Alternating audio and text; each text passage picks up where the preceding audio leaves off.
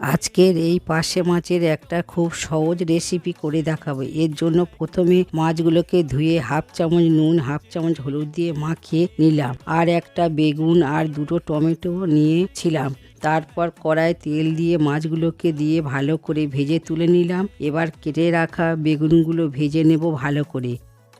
এখন কড়ায় এক চুটকি কালো জিরে, দুটো পেঁয়াজ আর চারটে কাঁচা লঙ্কা এভাবে নিয়ে একটু ভেজে আদা রসুন পেঁয়াজ সর্ষে একসাথে বেটে ওতে দিয়ে একসাথে 5 মিনিট ধরে কষে হাফ চামচ হলুদ দিয়ে একটু নেড়ে সামান্য তেল দিয়ে আর দুটো টমেটো বেটে দিয়ে একসাথে নেড়ে হাফ চামচ নুন দিয়ে তারপর ভেজে রাখা বেগুনটা দিয়ে একসাথে 5 মিনিট ধরে কষিয়ে 1 গ্লাস জল দিয়ে সমস্তটা নাড়িয়ে ফুললেই তাতে মাছগুলো দিয়ে চাপা দিয়ে দিলাম 5 থেকে 7 মিনিটের জন্য।